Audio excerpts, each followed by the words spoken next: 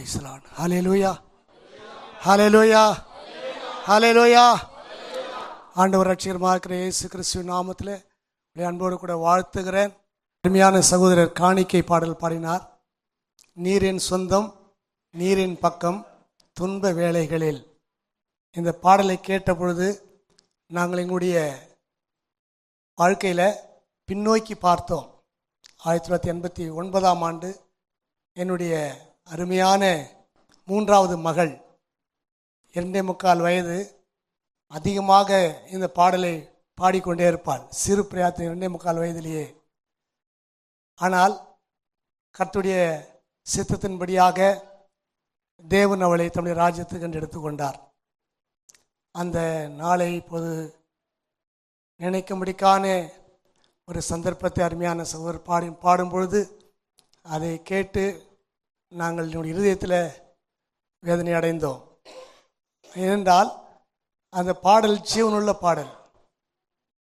ஒருவேளை நான் கடந்து போய்விடும், அப்பா ஆண்டவர் தான் உங்கள் பக்கம், ஆண்டவர் தான் உங்களுடைய சொந்தம் என்று சொல்லாமல் சொல்லி கடந்து போய்விட்டாங்க மகள். அதை குறித்து நான் சாட்சி சொல்வேன் என்று சொன்னால் கொஞ்சம் நேரம் கடந்து போகும். ஆனாலும் இன்றைக்கு தேவ சமூகத்தில் நாம் வந்திருக்கிற நாம், தேவன் என்னோடு பேச வேண்டும் என்கிறதானே அந்த வாஞ்சியோடு வந்திருக்கிறீங்க. உங்களோடு கர்த்தர் நிச்சயமாய் பேசுவார் நான் நம்புகிறேன். தேவ சமூகத்தில் இது கடைசி காலம் என்பதை நாம் யாவரும் அறிந்திருக்கிறோம், உணர்ந்திருக்கிறோம். அதை குறித்து அதிகமான செய்திகளை கேட்டுக்கொண்டிருக்கிறோம். அப்படி என்றால் இந்த கடைசி காலத்தில் நாம் என்ன செய்ய வேண்டும் என்பதை குறித்து வேதத்தில் நிறைய காரியங்களை ஆண்டவராகிய தேவன் நமக்கு எழுதி கொடுத்திருக்கிறார். நாம் அதை வாசிக்கிறோம், தியானிக்கிறோம். ஆனால் தியானித்த பிறகு தேவன் இப்படித்தான் செய்வாரா, இதற்கு நாம் என்ன செய்ய வேண்டும், இப்படிப்பட்ட இக்கட்டான நாட்களிலே நாம் தப்பித்துக்கொள்ள என்ன செய்ய வேண்டும் என்கிறதான இந்த வாஞ்சை நமக்கு உண்டு. அதற்காக தேவன் என்ன சொல்லுகிறார் என்பதை குறித்து நாம் சிந்திக்க போகிறோம். நாம் யாவரும் எடுத்துக்கொள் நீதிமொழிகள் புத்தகம் 18ஆம் அதிகாரம் 10ஆம் வசனத்தை நாம் திருப்பிக் கொள்வோம். கர்த்தரின் நாமம் பலத்த துருகம், நீதிமான் அதற்குள் ஓடி ஓடி சுகமா இருப்பானல்ல. எப்படி? இப்போ பாருங்க, சைரன் ஒழிச்ச உடனே என்ன செய்யணும், நமக்கு இன்ஸ்ட்ரக்ஷன் என்ன கொடுத்துருக்குறாங்க? சைரன் ஒழிச்ச உடனே என்ன செய்யணுமா? ஓடி பேஸ்மெண்ட்டில் ஒளிஞ்சிக்கணும். அப்போ இங்கே பக்கத்தில் தான் குண்டு விழுப்போம்னு சொன்னால் நாம் ஓடி போய் விடுவோம் அப்படின்னு சொல்லுவோமா? சொல்லுங்களே, ஓடிடுவோம். அல்லையிலே சொல்லுங்களே, ஓடுங்க ஓடுங்க ஓடுங்க என்று சொல்லி அவளை என்ன செய்ய உற்சாகப்படுத்தி சீக்கிரம் ஓட வைப்போம். அப்படித்தான் தேவனுடைய சமூகத்தில் நான் வாசிக்கும் போது கொஞ்சம் சுவாரஸ்யமாக வாசிக்கும்போது பாருங்க, கர்த்தரின் நாமம் பலத்த துருகம், நீதிமான் அதற்குள் ஓடி சுகமாயிருப்பான்.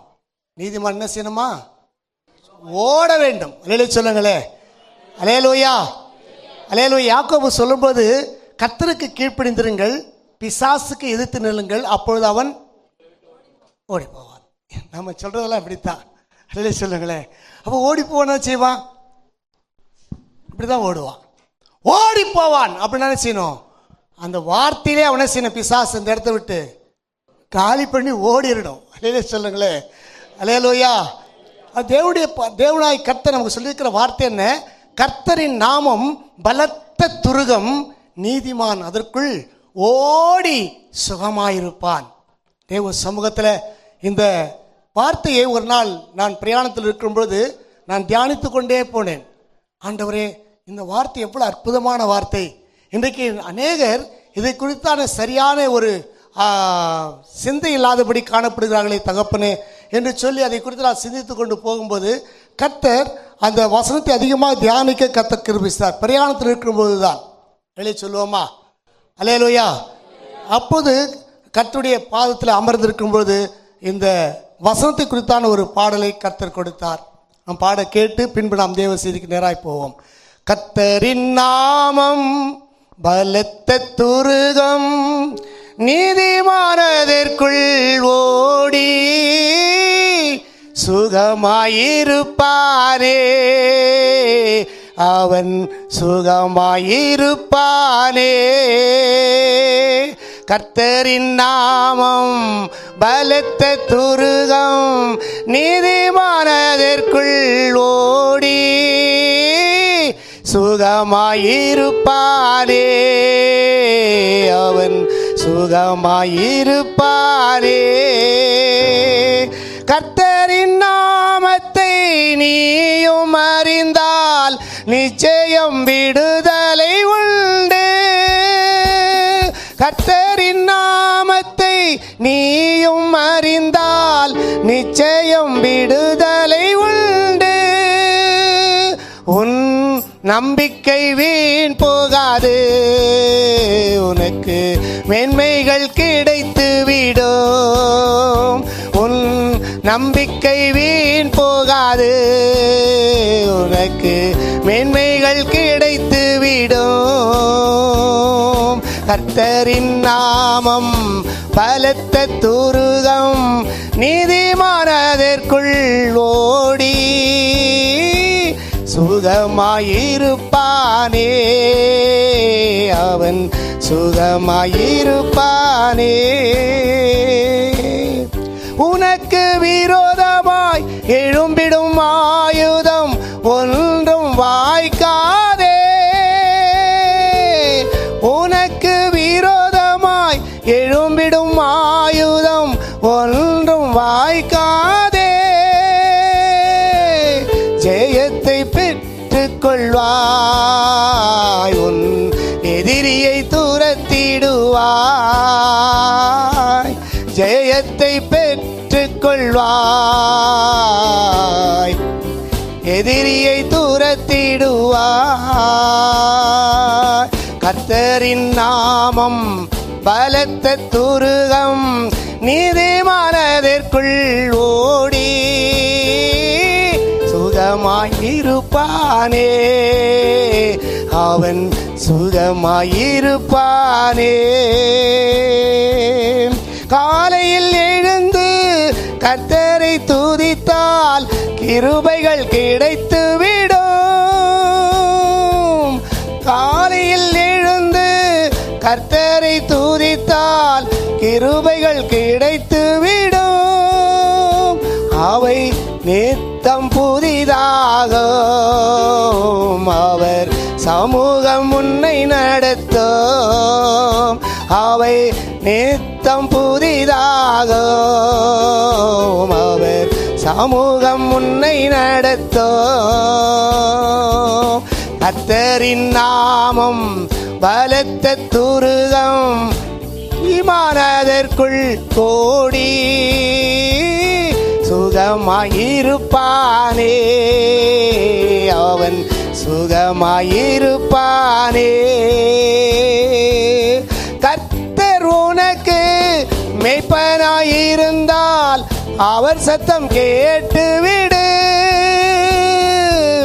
கர்த்தர் உனக்கு மேய்ப்பனாயிருந்தால் அவர் சத்தம் கேட்டுவிடு. அதன்படி நடந்து விடு, அவர் உன்னை ஆசீர்வதிப்பார். அதன்படி நடந்து விடு, அவர் உன்னை ஆசீர்வதிப்பார். கர்த்தரின் நாமம் பலத்த துருகம், நீதிமானதற்குள் ஓடி சுகமாயிருப்பானே. அவன் சுகமாயிருப்பானே. நீ போகும் இடமெல்லாம் உன்னை காக்க தூதர்கள் வந்திடுவார். நீ போகும் இடமெல்லாம் உன்னை காக்க தூதர்கள் வந்திடுவார். உன்னை கரங்களில் ஏந்திடுவார், நீ இடறி விழமாட்டாய். உன்னை கரங்களில் ஏந்திடுவார், இடறி விழமாட்டாய். கர்த்தரின் நாமம் பலத்த துருகம், நீதிமானதற்குள் ஓடி சுகமாயிருப்பானே, அவன் சுகமாயிருப்பானே. கர்த்தரின் நாமம் பலத்த துருகம், நீதிமானதற்குள் ஓடி சுகமாயிருப்பானே, அவன் சுகமாயிருப்பானே. ஹல்லேலூயா. கர்த்தருடைய நாமம் பலத்த துருகம், நீதிமான் அதற்குள் ஓடி சொல்லுங்களேன் சுகமாயிருப்பான். அருமையான தேவ பிள்ளைகளே, இந்த கர்த்தருடைய சமூகத்தில் ஓடி வருகிற தேவ பிள்ளைகளுக்கு தேவன் கொடுப்பது சுகம். தேவன் கொடுப்பது சுகம். சரீர சுகம் மாத்திரமல்ல, ஆத்மாவிலும் தேவனாய் கர்த்தர் சுகத்தை கொடுக்கிறவராக இருக்கிறார். நம்முடைய வாழ்க்கையிலே கர்த்தர் சுகத்தை கொடுக்கிறவராக இருக்கிறார்.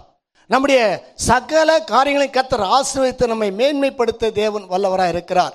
ஆகினால் இந்த சுகத்தை பெற்றுக்கொள்ள வேண்டும். ஓடி வந்தால் மட்டும் சுகம் கிடைத்து விடுமா?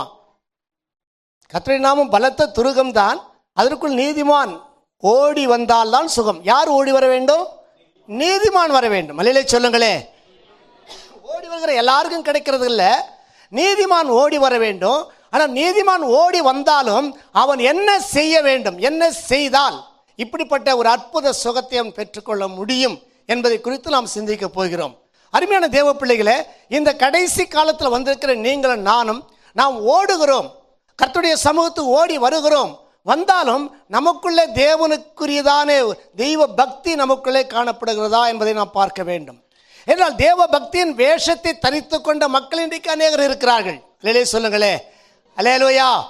தேவ பக்தியின் அப்படி என்றால் எங்களுடைய சபையெல்லாம் அப்படியா இருக்குது பாஸ்டர், நான் உங்களை சொல்லவில்லை, நடக்கிற சம்பவத்தை நான் உங்களுக்கு சொல்லுகிறேன். அல்லேலூயா சொல்லுங்களே. நீங்களாம் தேவனுக்கு பயந்த தேவ பிள்ளைகள் தான். ஆனாலும் தேவனாய் கர்த்தர் சொல்லுகிற வார்த்தையை நீங்கள் கொஞ்சம் நிதானித்து பார்க்க வேண்டும். அல்லேலூயா சொல்லுவோமா? ஏனென்றால் என் ஆண்டவராகிய தேவன் நம்மை பரிசுத்தப்படுத்தி அவருடைய ராஜ்யத்திற்கு எடுத்துக்கொள்ள வேண்டும் என்றுதான் விரும்புகிறார். நம்மை ஒரு நாளும் கைவிடப்பட்டு போவதற்காக தேவன் நம்மை அழைக்கவில்லை.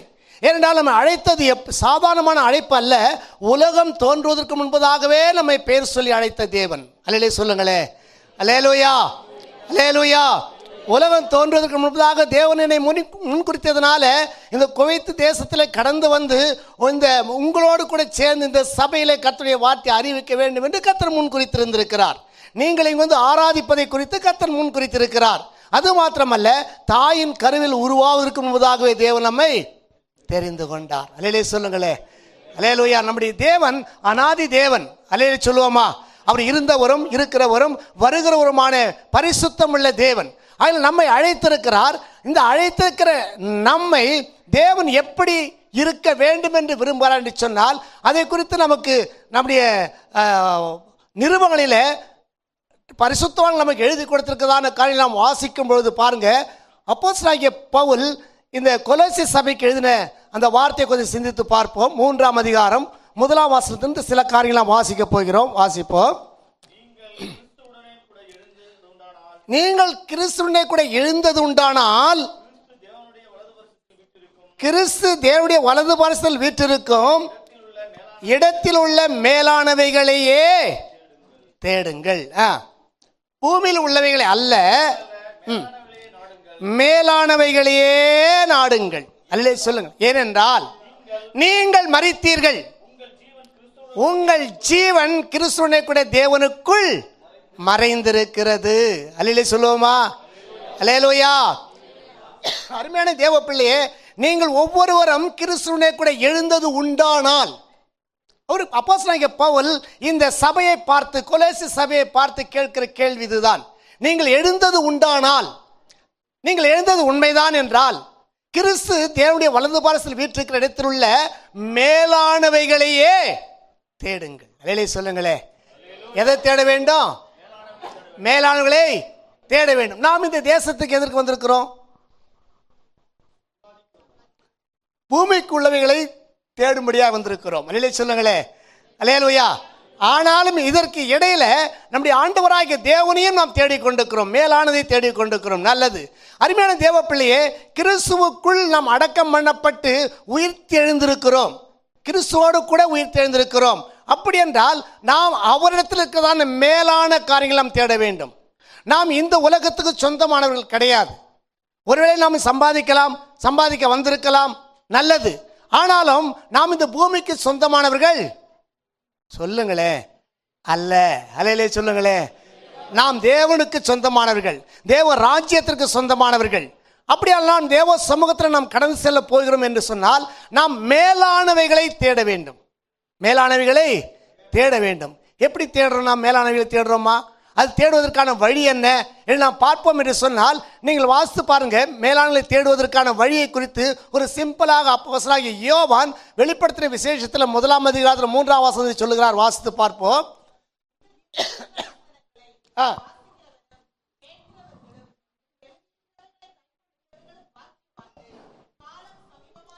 அல்லேலூயா.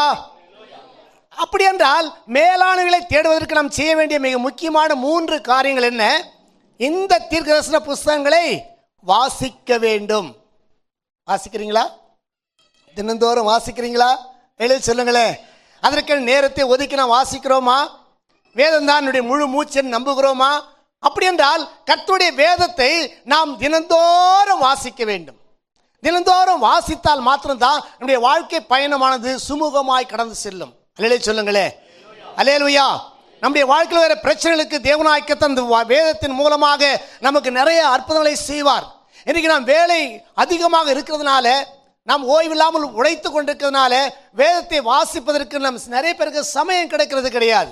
அதனால சீரம் தெரியுமா, திடீரென்று நான் பண்ண கிளம்பும் போது ஏசப்பா நமக்கு சோத்திரப்பா வேலைக்கு போகிறோம்ப்பா, எங்களை ஆஸ்வதிங்கப்பா அப்படின்னு சொன்ன உடனே வேதத்தை எடுத்து அப்படியே பிரித்து கண் முன்னாடி வர வசனத்தை வாசித்து ஓடிக்கிட்டே இருக்கிறோம். அல்லேலூயா சொல்லுங்களேன். அல்லேலூயா. அருமையான தேவப்பிள்ளை, இது மகா பெரிய தவறான பழக்கம்.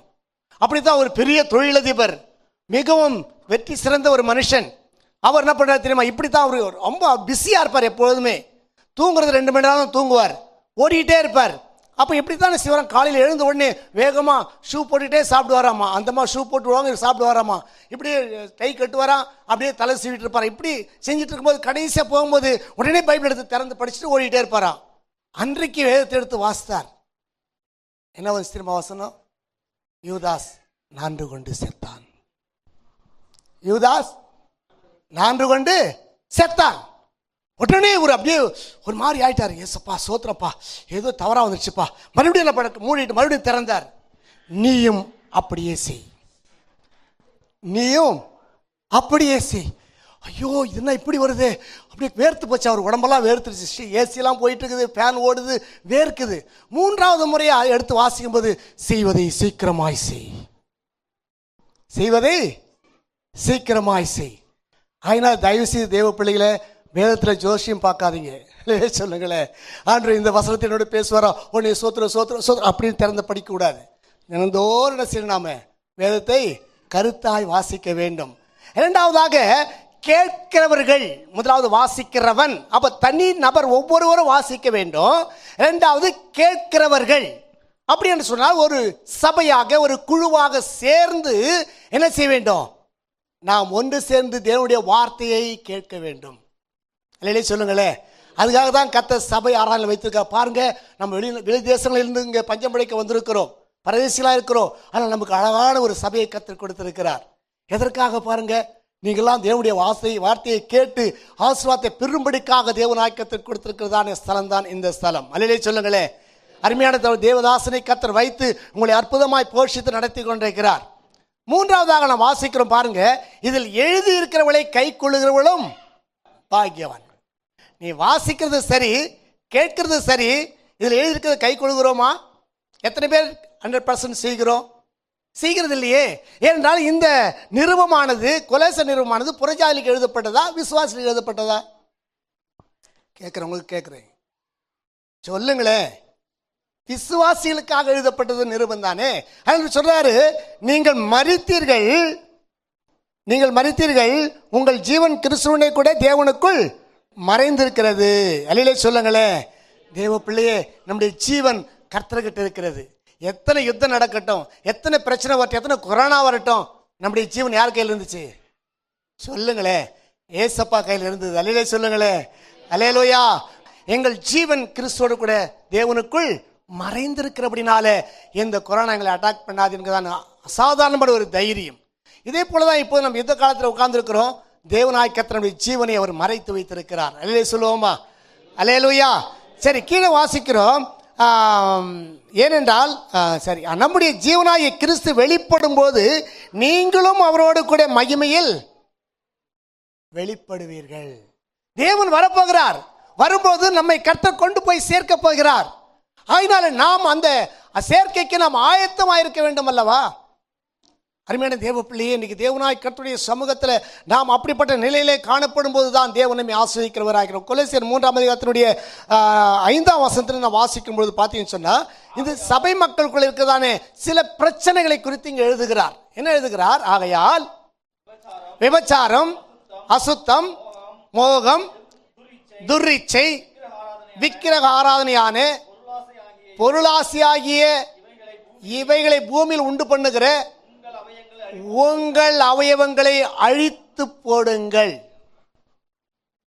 அப்படி என்றால் இந்த சரீரமானது லகுவாக மேலே பறக்க வேண்டும் என்று சொன்னால் நம்முடைய சரீரத்தில் இப்படிப்பட்டதான கிரியில உண்டு பண்ணுகிற காரியங்களை என்ன செய்ய வேண்டும்? அழிக்க வேண்டும். அல்லேலூயா சொல்லுங்களே. என்ன செய்ய வேண்டுமா? அழிச்சிடணும். அதாவது அது சுவடு தெரியாதபடிக்கு அதை அழித்து போட வேண்டும். அல்லேலூயா சொல்லுவோமா? அல்லேலூயா. பாருங்க, சபைக்குள்ள இருக்கிற சம்பவத்தை நீங்கள் எழுதுகிறார்.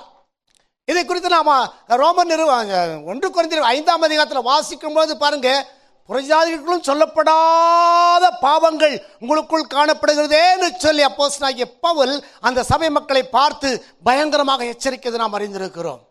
அருமையான தேவ பிள்ளையே, இப்படிப்பட்டதான விபச்சார பாவம் என்பது ஒருவேளை சரீரத்தில் செய்யப்பட்டதால் விபச்சாரம் அல்ல. இயேசு சொன்னார். என்ன சொன்னாரு? இயேசு என்ன சொன்னாரு மலை பிரசங்கத்தில்? கண்களால் பார்த்தால், இச்சையோடு பார்த்தாலே பாவம் செய்து ஆயிற்று என்று சொல்லிவிட்டார். அல்ல விபச்சாரம். அடுத்து சொல்றாரு என்ன பாவம்? அசுத்தம். அசுத்தமாக தேவனுக்கு பிரியமில்லாத காரியத்தை செய்துவிட்டு கர்த்தருடைய சமூகத்தில் கடந்து வருவது. இன்னைக்கு நிறைய சபைகளை பார்க்கிறோம். பாருங்க, இன்றைக்கு கர்த்தரை ஆராதிக்கிற தேவ பிள்ளைகள் கர்த்தரை நம்ம முதலிடமாக வந்து புல்பிட்ல நின்று அதாவது ஆராதனை பண்றாங்க, பாட்டு பாடுறாங்க, பிரசங்கம் கூட பண்றாங்க. ஆனா பாருங்க, சிலர் என்ன பண்றாங்க? நேரா சினிமா தியேட்டர்ல போய் உட்கார்ந்துருக்கிறாங்க. எவ்வளவு அசுத்தமான ஒரு காரியம் இல்லையா? எவ்வளவு வேதனையான ஒரு காரியம். நாங்கள் தியேட்டருக்கெல்லாம் போறதில்லைப்பா சார். எங்க வீட்லயே தியேட்டர் இருக்கிறது. எங்க வீட்ல என்ன இருக்குது? தியேட்டர் இருக்குது. என்ன தியேட்டர் இருக்குது? டிவி தியேட்டரு இருக்குது. நாங்க பாருங்க சில முக்கியமான நாட்களில் ஆராதனைக்கு வர மாட்டாங்க. காரணம், அன்றைக்கு புதுசா ஒரு படம் போட்டிருக்கிறாங்களாமா. அதை அவங்க பார்க்கலன்னா போயிருமா, அடுத்த நாள் வராதாமா. ஏசாரிக்கு வந்தாருன்னு சொன்னா நீ பரலோகத்துக்கு போக மாட்டல, அடுத்த நாள் சபைக்கு வந்து நீ பார்த்து சபை காலியா இருக்குமே, என்ன செய்ய போற? அல்லேலூயா சொல்லுங்களே. அல்லேலூயா. தேவ பிள்ளையே, எச்சரிக்கையாயிரு. அடுத்து அசுத்தம், அடுத்து மோகம், துர் இச்சை, மூன்றாவது பார்த்தீங்கன்னா விக்கிரக ஆராதனையான பொருளாசை. நான் விக்கிரக ஆராதனை பண்றதில்ல பாஸ்டர். சூப்பர், நான் விக்கிரகத்தை விட்டு வெளியே வந்துட்டேன். ஆனா சிலர் பார்த்தீங்கன்னு சொன்னா விக்கிரக ஆராதனை சபைக்கும் போறாங்க, ஆவிக்குரிய சபைக்கும் வர்றாங்க. அல்லேலூயா சொல்லுங்களே. அல்லேலூயா. இரட்டை வேடம். அதனால்தான் ஏசாயா 28ஆம் அதிகாரத்தில் சொல்லும்போது சொல்றாரு, கற்பனை மேல் கற்பனையும் பிரமாணத்தின் மேல் பிரமாணமும் இங்கே கொஞ்சமோ அங்கே கொஞ்சமுமா. இந்த ஜனங்களுடைய நிலைமையை பார்க்கும்போது எத்தனை கற்பனை அவளுக்கு போதித்தாலும், எத்தனை பிரமாணத்தை போதித்தாலும் இங்க கொஞ்சம் அங்க கொஞ்சம். அல்லேலூயா சொல்லுங்களே. அல்லேலூயா. தேவ பிள்ளையே வேண்டாம், இரட்டை வேடம் வேண்டாம். தேவனாய் கர்த்தருடைய சமூகத்தில் உண்மையாக நாம் ஒழுக்கமாக நாங்கள் பார்க்கும்பொழுது என்னை பார்ப்பேன்னு சொன்னால், நான் இந்து குடும்பத்திலிருந்து வந்தவன். என்னுடைய மனைவி வந்திருக்கிறாங்க, அவங்க சாமியாடி. அல்லேலூயா சொல்லுங்களே. பயங்கரமான சாமியாடி, கன்னிச்சாமியா இருந்தவர்கள். ஆனால் நாங்கள் ஆண்டவராக இயேசு கிறிஸ்துவை ஏற்றுக்கொண்டு கர்த்தருக்குள்ளே வந்து கர்த்தரை ஊழியத்தை செய்ய ஆரம்பித்தோம், ஏற்றுக்கொண்டோம். அந்த நாள் முதற்கொண்டு இது நாள் வரையிலும் வழி விலகாதபடிக்கு கர்த்தரை பாதுகாத்து வருகிறார். அல்லேலூயா சொல்லுங்களே. அல்லேலூயா. 1981ஆம் வருஷம் கர்த்தரை சந்தித்தார். சரியா 21வது வயசு வாலிபன். அல்லேலூயா சொல்லுவோமா? அந்த நாள் முதற்கொண்டு இந்த நாள் வரையிலும் கர்த்தருக்காக வைராக்கியமா நிற்க எத்தனையோ போராட்டம் குடும்பத்தில் எங்களை ஒதுக்குனாங்க. எங்கள் அம்மா என்னுடைய தாயார் ராத்திரி 10 மணிக்கு மேலே என்னை வீட்டை விட்டு வெளியே விரட்டிட்டாங்க. வீட்டில் இருக்கக்கூடாதுன்னு சொல்லி. என்ன மாத்திரமல்ல, நான் என் மனைவி என்னுடைய முதல் குழந்தை 4 மாத குழந்தை, அந்த குழந்தையோடு வெளியே விரட்டி விட்டாங்க. நடுத்தெருவில் படுத்து கிடந்தோம் டிசம்பர் மாத பனியில். பாருங்க, அப்படிப்பட்ட கஷ்டத்தில் அனுபவித்தாலும் கர்த்தரை விடவில்லை. அதனால எந்த தாய் விரட்டினாங்களோ அதே தாய் 80வது வயசுல ஞாசனம் எடுத்துக்கொண்டாங்க. அல்லேலூயா சொல்லுவோமா? அல்லேலூயா, அல்லேலூயா. பாருங்க, சரியா கர்த்தருடைய கிருபையினால் 100வது வயசுல கர்த்தருக்குள் நித்திரை அடைந்தாங்க. நான் போய் அடக்கம் பண்ணிட்டு வந்தேன். எவ்வளவு அற்புதமான செயல் இல்லையா? நாம் கர்த்தருக்காக வைராக்கியமா நிற்கும்போது நம் பட்சத்தில் தேவனாய் கர்த்தர் இருக்கிறார். அருமையான தேவ பிள்ளையே, நாம் கவனிக்கிறோம் பாருங்க, விக்கிரக ஆராதனையான பொருள் ஆசை. பொருள் ஆசை தேவ பிள்ளையே, இன்னைக்கு விசுவாசிகள் தான் அதிகமான பொருள் ஆசை. சபைக்குள்ள வர்றாங்க, சௌரிகள் கோச்சிக்காதீங்க சொல்றேன், வருவாங்க. சிலர் பார்த்தீங்கன்னா அந்த சில சபைகள் இருக்கிறது, நான் குறிப்பாக அந்த சபைன்னு சொல்லலை. அந்த சபையில் இருக்கிற மக்கள் பார்த்தீங்கன்னா பண்டிகை நாட்களில் மிகவும் நேர்த்தியாக சாரீஸ்லாம் கட்டிட்டு வருவாங்க. வருவாங்களா மாட்டாங்களா? பண்டிகை நாட்களில் வருவாங்க. வந்தாங்கன்னா இதில் ஒரு விஷயம் பார்த்தீங்கன்னா, இந்த லேட்டாக வர சகோதரி இருப்பாங்க. லேட்டாக வர சகோதரி பார்த்தீங்கன்னா நேராக அப்படியே இந்த முந்தி இப்படி லாந்திக்கிட்டு அப்படியே வந்து நேராக முன்னாடி வந்து உட்காருவாங்க. ஏன்னா இவன் கட்டி வந்திருக்கிற சேலை எல்லாரும் பார்க்கணுமா? அல்லேலூயா சொல்லுங்களே, அல்லேலூயா. பார்க்கறது மாத்திரமல்ல, பக்கத்தில் இருக்கிற அக்காவை பார்த்து, அக்கா எப்படி, அங்கே ஆறாம் நடந்துட்டு இருக்கோம், பிரசங்கம் போயிட்டு இருக்கோம், அக்கா எப்படி எப்படி அவங்க அங்கே கவனிச்சுட்டு கண்டுக்க மாட்டாங்க. இவங்கிட்ட போய் சொன்ன பாரு, இவெல்லாம் ஒரு ஆளுன்னு. அல்லேலூயா சொல்லுவோமா? அல்லேலூயா. பாருங்க, என்னுடைய நோக்கம் என்ன தெரியுமா? சபையில் வந்து நான் பெரிய ஆள் என்று காண்பிக்க வேண்டும். அது பொருளாசை என்கிறதான விக்கிரக ஆராதனை. பாருங்க, விக்கிரக ஆராதனைக்கு பொருளாசை ஆகிய இவைகளை பூமியில் உண்டு பண்ணுகிற உங்கள் அவயவங்களை என்ன செய்ய? முதலாவது அழித்து போடுங்கள். ஏன் அழித்து போட வேண்டும்? எதற்காக அழிக்க வேண்டும்? அடுத்த வசனத்தில் அப்போஸ்தலனாகிய பவுல் சொல்லுகிறார், இவைகளின் பொருட்டு கீழ்ப்படியாமையின் பிள்ளைகளின் மேலே தேவ கோபாக்கினை வரும். தேவன் சொன்ன பிறகும் நாம் தேவனுக்கு கீழ்ப்படியாமல் போனால் அவருடைய கோபாக்கினை நம்ம மேல் வரும். நம்மை கொண்டு போய் சுகமாய் வைக்காதபடிக்கு தேவன் நம்மை புறக்கணித்து விடுவார். அல்லேலூயா சொல்லுங்களே. நாம் கர்த்தருடைய சமூகத்தில் ஓடி நாம் என்ன எப்படி இருக்க வேண்டுமா? சுகமா இருக்க வேண்டும். கர்த்தரை அழைத்தார். அழைத்த போது வியாதியிலிருந்து கர்த்தரை அழைத்தார். அழைத்த போது பாருங்க, நான் கர்த்தருடைய சமூகத்தில் வந்துட்டு பிற்பாடு எனக்கு எத்தனையோ போராட்டங்கள், ஏறக்குறைய இந்த 20 ஆண்டுகளுக்கு மேலாக ஒரே ஒரு சின்ன டேப்லெட் கூட நான் எடுத்தது கிடையாது. கொஞ்சோண்டு தைலம் கூட தலையில் பூசுறது கிடையாது. ஏன் 20 ஆண்டுன்னு சொல்லுன்னு சொன்னால், அதன் பிறகு ஒரு பயங்கரமாக ஒரு ஆக்சிடென்ட். நானும் என்னுடைய மறுபடியும் பைக்கில் வரும்போது ஒரு பஸ் வந்து எங்களை தட்டி விட்டு போயிட்டான். பாருங்க, அந்த ஆக்சிடென்ட்டில் கர்த்தர் எனக்கு ஜீவனை கொடுத்தார், என் மனைவிக்கு ஜீவனை கொடுத்தார். அதில் அந்த நாட்களில் நான் சுயநினைவை இழந்ததுனால என்னை கொண்டு மருத்துவமனையில் போட்டாங்க. ஒருவேளை நல்லா இருந்தேன்னு வச்சுங்களேன், நான் ஹாஸ்பிட்டலுக்கு போயிருக்க மாட்டேன். அல்லேலூயா சொல்லுங்களே, அல்லேலூயா. மண்டை உடைஞ்சி பயங்கரமாக ரத்தம் ஊற்றிட்டு இருக்குது. அதனால என்ன பண்ணாங்க, கண்ணு தெரியல, எனக்கு நிதானம் தெரியல, மயக்கம் வந்துருச்சு. என்னை கொண்டு ஹாஸ்பிட்டல் அட்மிட் பண்ணி குளுக்கோஸ் போட்டு ஊசி போட்டு மருந்து எல்லாம் விட்டு கட்டினாங்க. அல்லேலூயா சொல்லுங்களே. அதன் பிறகு தான் மருந்து எடுக்க ஆரம்பித்தேன். அது வரையிலும் பாருங்க, கர்த்தருக்காக வைராக்கியமாக நின்றேன். ஏனென்றால் எனக்கு தேவன் சுகத்தை கொடுக்கிறவர் என்பதை நான் அறிந்திருந்தேன். அல்லேலூயா சொல்லுங்களே, அல்லேலூயா. நம்முடைய அந்த தமிழ்நாட்டில் வசிக்கிற தென் மாவட்டத்தில் வசிக்கிறவங்களுக்கு எத்தனை பேர் தென் மாவட்டத்தில் வந்திருக்கிறீங்க? கொஞ்சம் கை தூக்காமீங்களே. அந்த ஏரியாவில் கதம்பம் வண்டுன்னு கேள்விப்பட்டிருக்கீங்களா? கதம்பம் வண்டு கேள்விப்பட்டிருக்கீங்களா? பிரதர் கேள்விப்பட்டிருக்கீங்களா? கர்த்தருக்கு ஸ்தோத்திரம். அது கடிச்சா அது வந்து கொட்டுச்சுன்னு வச்சுங்களேன், மனுஷன் தப்பிக்கிறது கடினமான ஒரு காரியம். ஆனால் என்னை பாருங்க, பல வண்டுகள் இந்த தலை முழுசும் கொட்டிருச்சு. ஊர் ஜனம் வேடிக்கை பார்த்து ஓடுறாங்க பயந்துட்டு எல்லாருமே. இன்னைக்கு அந்த போதகர் செத்துட்டாருன்னு சொல்லிட்டாங்க எல்லாருமே. ஆனால் ஆண்டவராகிய தேவன் எனக்கு அற்புத சுகத்தை கொடுத்து, அப்போ நான் மருந்து மாத்திரையே எடுக்கல. ஏசப்பா எனக்கு அற்புத சுகம் கொடுத்தாங்க. அருமையான தேவ பிள்ளைகளே, அப்படிப்பட்ட சுகம் கொடுக்கிற கர்த்தர் நம்மோடு இருக்கிறார். ஆனால் நாம் செய்ய வேண்டிய காரியம் என்ன? நம்முடைய கீழ்ப்படியாமை தேவ கோபாக்கினை வரும் என்பதை நாம் உணர்ந்து கொள்ள வேண்டும். நீங்களும் முற்காலத்திலே அவர்களுக்குள் சஞ்சரித்த போது அவைகளை செய்து கொண்டு வந்தீர்கள். சபை மக்களை பார்த்து சொல்றாரு, அப்படி செஞ்சுட்டு வந்தீங்க, இப்பொழுதோ உங்ககிட்ட என்ன இருக்கக்கூடாது? வாசிங்களே, கோபமும் மூர்க்கமும்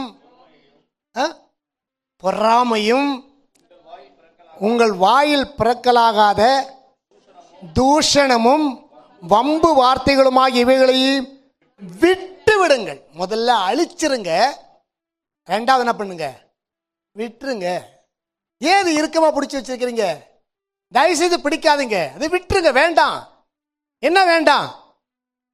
என்ன வேண்டாம்? கோபம், மூர்க்கம், பொறாமை, வாயில் பிறக்கலாத தூஷணம், வம்பு வார்த்தைகள். சொல்லுங்களே தேவ பிள்ளைகளே, இன்னைக்கு தேவ சமூகத்தில் வந்திருக்கிற இன்னைக்கு நிறைய பேருடைய வாழ்க்கையில் பார்க்கும்போது, சபையில் வரும்போது பார்த்தா பெரிய அந்நிய பாஷை பேசுறது போல் அப்படியே துள்ளி குதிப்பாங்க பாருங்க. நிறைய பேர் நினைச்சிட்டு இருக்கிறாங்க, நான் அந்நிய பாஷை பேசுறதுனால நான் பரலோகத்துக்கு போயிடும் நினைச்சிட்டு இருக்கிறாங்க. பிசாசு பேசுற அந்நிய பாஷை மாதிரி உங்களால் யாரும் பேச முடியாது. அவன் தேவனோடு இருந்தவன், தேவ சமூகத்தில் இருந்தவன். நாங்கள் ஒரு சகோதரி பேய் விரட்ட முடியாது போயிருந்தோம். அந்த சகோதரி பல வருஷமாக பேய் பிடித்திருந்தது. நான் என்னுடைய சபையாரமாக சேர்ந்து, மனைவியின் சபையார் எல்லாம் சேர்ந்து உபவாசத்துக்கு 3 நாள் உபவாசம் இருந்து அந்த சகோதரிக்காக சந்திக்க போயிருந்தோம். போய் நாங்கள் ஜெபம் பண்ண உடனே அந்நிய பாஷை அவ்வளோ அழகாக தெளிவாக பேசுது. எனக்கு முதல்ல இந்த சகோதரிக்கு வந்து பிசாசு பிடிச்சிக்கணும்னு சொல்கிறாங்களே, இது எனக்கு இன்னும் சரியாக தெரியல, நல்ல அந்நிய பாஷை அழகாக பேசுதுன்னு நினச்சிட்டு இருக்கிறேன். ஆனால் பாருங்க, கொஞ்ச நேரம் கழித்து நாங்கள் துதித்து ஜெபிக்க ஜெபிக்க அப்படியே ஆட ஆரம்பிச்சது. அந்நிய பாஷை பேசுறது ஆடலாமா? சொல்லுங்களேன், ஆடக்கூடாது இல்லையா? அதன் பிறகு என்ன செஞ்சோம்? இன்னும் ஜெபிக்கும் போது பயங்கரமா நான் போக முடியாது, எத்தனையோ பாஸ்டர் நான் பார்த்துட்டேன், நீ வந்திருக்கிற அப்படின்னு என்கிட்ட சவால் விட்டு பேசுது. சரி, நான் வந்திருக்கிற ரைட்டு, நீ யாருன்னு கொஞ்சம் சொல்லிட்டு போயிடுறேன் பிசாசே இயேசு நாமத்தில் அப்படின்னு பேசிட்டு இருக்கும்போது சொல்லுது, நான் லூசிஃபர் வந்திருக்கிறேன் அப்படின்னு. யார் வந்திருக்கிறது? லூசிஃபர். அப்போ லூசிஃபர் பிசாசு பிடிச்ச அந்த சகோதரி என்ன செய்யறாங்க? அந்நிய பாஷை பேசுறாங்க. ஜெபிச்சவருடைய இயேசுவின் நாமத்தினால உனக்கு இந்த சகோதரத்தில் இடமில்லை, போ வெளியே அப்படின்னு மயக்கம் போட்டு விழுந்துட்டாங்க. நாங்கள் நல்லா ஆயிட்டாங்க. மறுபடியும் ஜெபம் பண்றோம். ஜெபம் பண்ணி மறுபடியும் ஆடுது.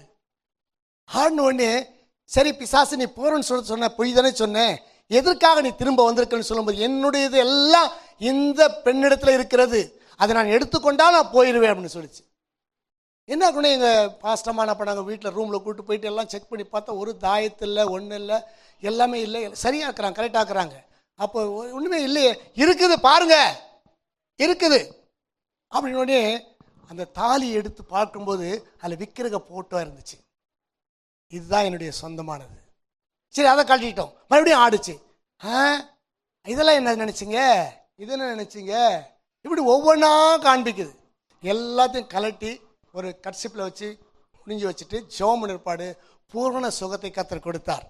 அதன் பிறகு அந்த மகள் சுகமடைந்த பிற்பாடு அவங்ககிட்ட எல்லாம் பிரித்து கொடுத்து, ஏம்மா இதெல்லாம் வந்து நீங்கள் போட்டிருந்தீங்க, இதனால தான் பிசாசுங்களை விடாமல் இருந்துச்சு, இது நாங்கள் கழட்டி வச்சுருக்கிறோம், இது நீங்கள் உங்கள் கையில் கொடுத்துட்டோம், உங்கள் வீட்டுக்காரர் வந்தால் சொல்லுங்கள், அவர்கிட்ட சொல்லிவிட்டு அவர் விருப்பப்பட்டால் நீங்கள் போடுறதும் போடாதும் உங்கள் விருப்பம் அப்படின்னு சொல்லிட்டு வந்துட்டோம்.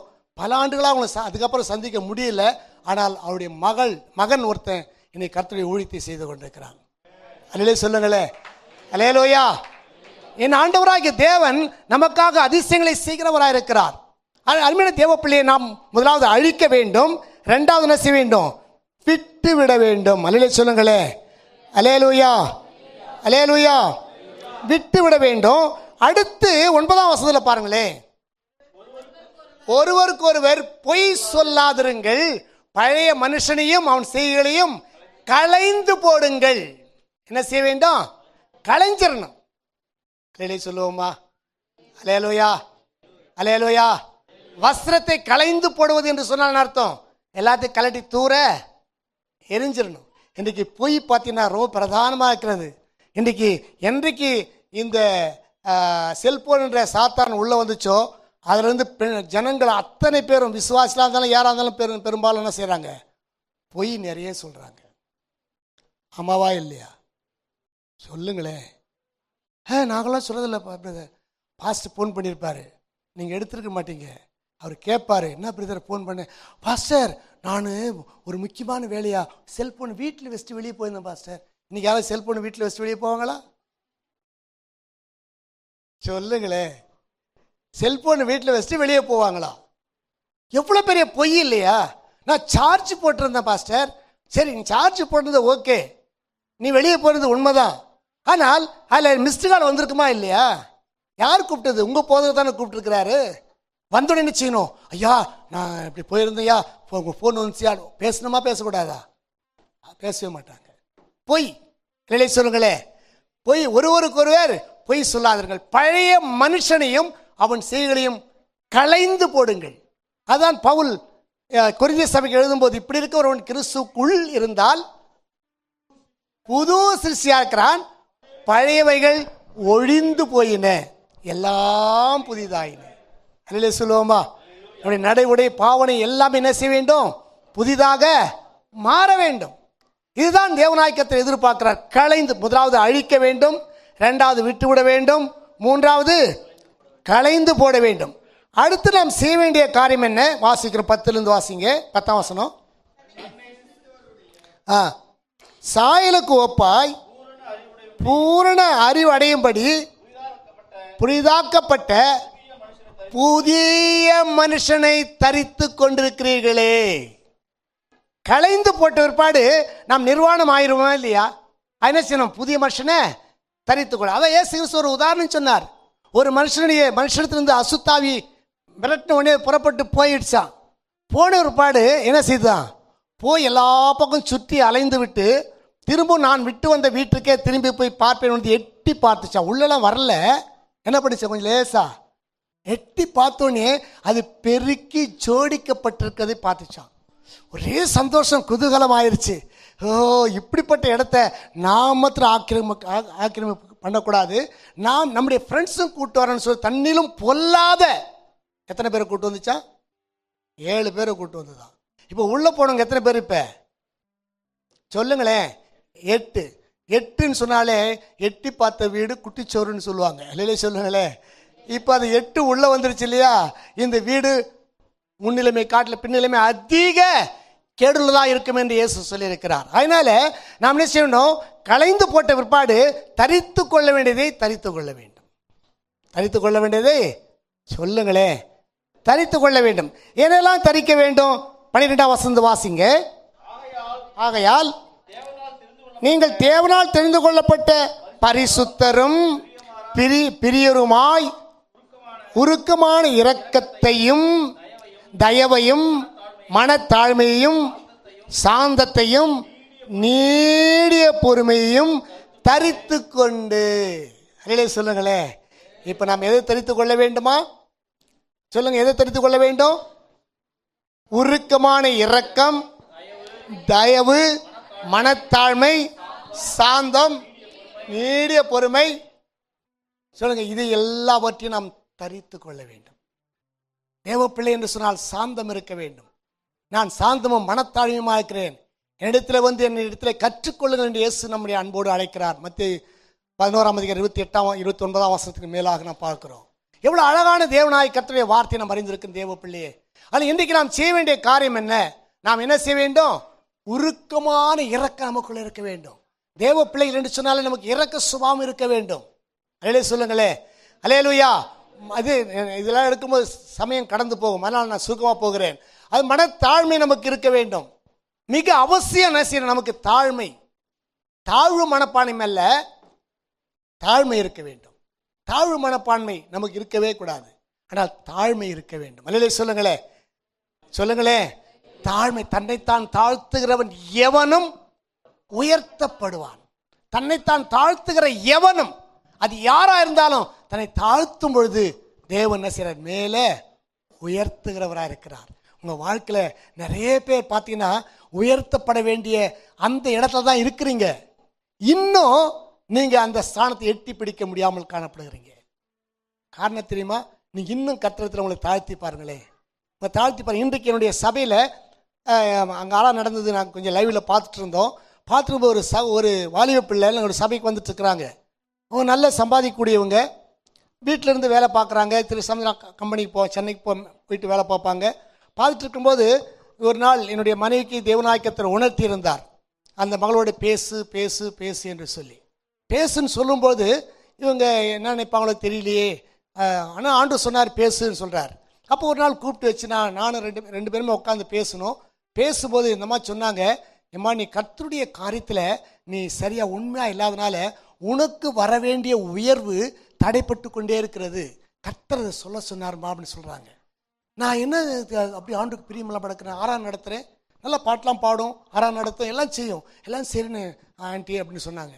சொன்னது இல்லைம்மா, நீ கர்த்தருடைய சமூகத்தில் கர்த்தரை ஆராதிக்கிற, உனக்கு குறைஞ்ச சம்பளம் தானே வருது, இதிலிருந்து தசமபாகத்தை நாம் கொடுத்து விட்டோம் என்று சொன்னால் நம்முடைய குடும்ப நிலை என்னாகும் என்று சொல்லி யோசித்து கொண்டு நீ கர்த்தரை வஞ்சித்து கொண்டிருக்கிறம்மா, இது நீ செஞ்சு பாரு, உன்னை கர்த்தர் உயர்த்துவார் அப்படின்னு சொன்னாங்க. சரியாக 3 மாதம் ஆகுது சொல்லி. சரி, எத்தனை மாதம் ஆகுது? 3 மாதம் ஆகுது. இந்த 3 மாதமாக அந்த பிள்ளை சரியாக தசமபாகங்களை கற்றுக்கொண்டு கொடுக்க ஆரம்பித்த உடனே இன்றைக்கி சாட்சி சொன்னாங்க, அவ்வளோ அந்த கம்பெனியில் இதுக்கு பின்னாடி வேலை பார்த்தவங்களாம் ப்ரொமோஷனில் பெரிய ஆளாக போயிட்டாங்களாம்மா. இதுக்கு ப்ரொமோஷனே கிடைக்கலையா, இந்த வேலையை விட்டு வெளியே போயிடலான்னு போது கர்த்தர் சொன்னார், இல்லை நீ வேலையை இரு, நான் உன்னை ஆசை வைக்கணும்னு சொன்னாராம்மா. அப்போ இவங்க சொன்ன வார்த்தையை மறந்துருச்சு அந்த பாப்பா. அதன் பிறகு ஜெபித்து கொண்டிருக்கும்போது நேற்று முந்தின நாள் இரவு அந்த கம்பெனிலேருந்து ஃபோன் வருதான். ஃபோன் வரும்போது உனக்கு ப்ரொமோஷன் கிடைத்திருக்கிறது, இல்லையே சொல்லுவோமா, உனக்கு ப்ரொமோஷன் கிடைத்திருக்கிறது என்று சொன்ன உடனே எவ்வளோ சந்தோஷமாக சபையில் சாட்சி சொன்ன காட்சி பார்க்கும்போது எங்களுக்கு மிகவும் சந்தோஷமாக இருந்தது, இல்லையே சொல்லுவோமா. ஏனென்றால் தேவ பிள்ளைகளே, நாம் தேவனுடைய சமூகத்தில் செய்ய வேண்டிய காரியங்களை சரியாக செய்வோம் என்று சொன்னால் நம்முடைய தேவன் நமக்கு வருகிற தடைகளை மாற்றி நம்மை மேலே கொண்டு போக வல்லவராக இருக்கிறார். எத்தனை பேர் விசுவாசிக்கிறீங்க? எத்தனை பேர் விசுவாசிக்கிறீங்க? நிறைய பேருக்கு விசுவாசம் வரலையோ? அல்லேலூயா சொல்லுங்களே, அல்லேலூயா, அல்லேலூயா. மனத்தாழ்மையை மனத்தாழ்மையும் சாந்தத்தையும் நீடிய பொறுமை. இந்த நீடிய பொறுமைக்கு உதாரணமாக ஒரு ஆளை சொல்லுங்களேன் பார்க்கலாம்.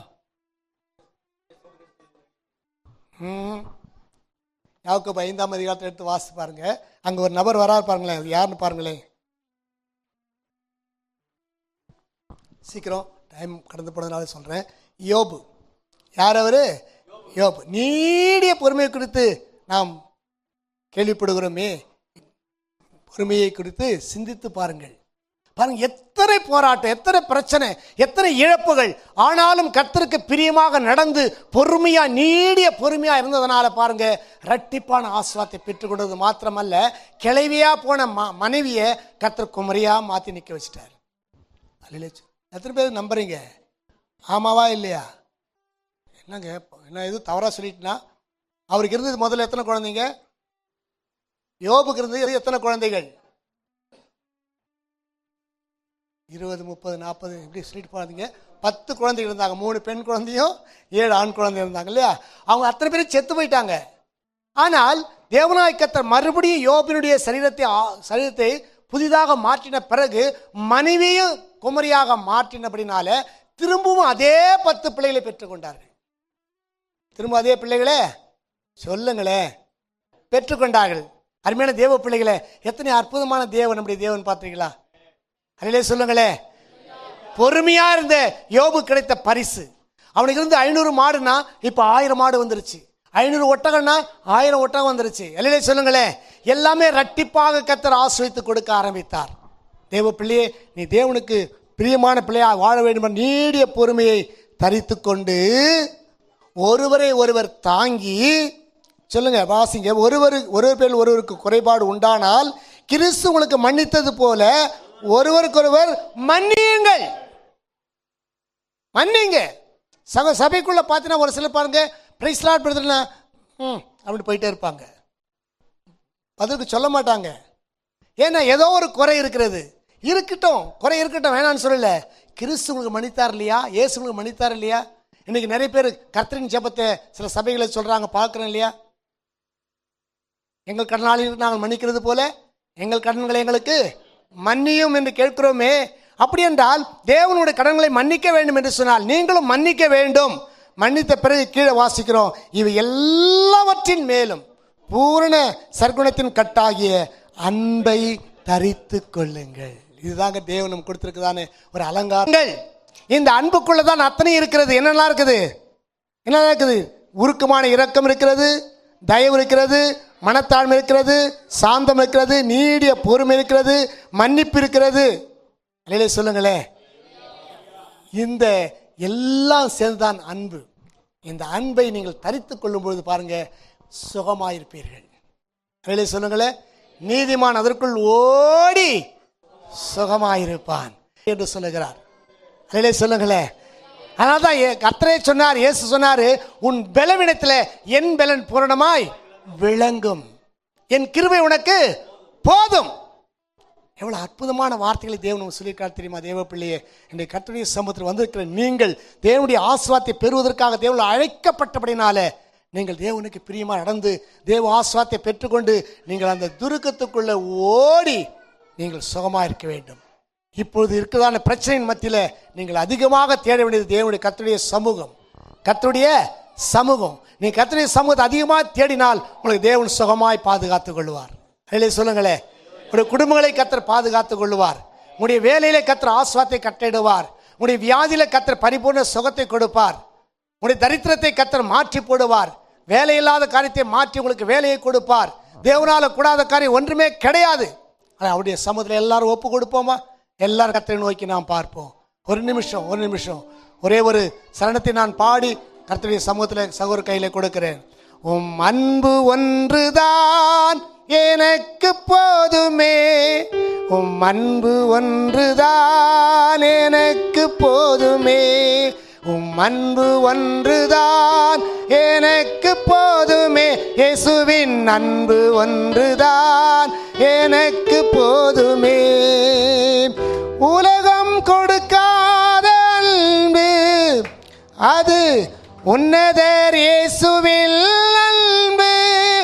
இந்த உலகம் கொடுக்காத அன்பு அது உன்னதர் இயேசுவில் அன்பு. எனக்கு போதும் எனக்கு போதும் எனக்கு போதுமே, என் இயேசுவில் அன்பு மட்டும் எனக்கு போதுமே. எனக்கு போதும் எனக்கு போதும் எனக்கு போதுமே, என் இயேசுவில் அன்பு மட்டும் எனக்கு போதுமே. உம் அன்பு ஒன்றுதான் எனக்கு போதுமே, உம் அன்பு ஒன்றுதான் எனக்கு போதுமே, உம் அன்பு ஒன்றுதான் எனக்கு போதுமே, இயேசுவின் அன்பு ஒன்றுதான் எனக்கு போதுமே. தாயின் அன்பு கூட தகர்ந்து போகும், தந்தையின் அன்பு கூட கர்வம் கொள்ளும். தாயின் அன்பு கூட தகர்ந்து போகும், தந்தையின் பிள்ளையின் அன்பு ஒரு நாள் பிரிந்து போகும். என்னை விட்டு பிரியாத இயேசு மட்டும் எனக்கு வேண்டும், என்னை விட்டு பிரியாத இயேசு மட்டும் எனக்கு வேண்டும். எனக்கு போதும் எனக்கு போதும் எனக்கு போதுமே, என் இயேசுவில் அன்பு மட்டும் எனக்கு போதுமே. எனக்கு போதும் எனக்கு போதும் எனக்கு போதுமே, என் இயேசுவில் அன்பு மட்டும் எனக்கு போதுமே. உம் அன்பு ஒன்றுதான் எனக்கு போதுமே, உம் அன்பு ஒன்றுதான் எனக்கு போதுமே, உம் அன்பு ஒன்றுதான் எனக்கு போதுமே, இயேசுவின் அன்பு ஒன்றுதான் எனக்கு போதுமே.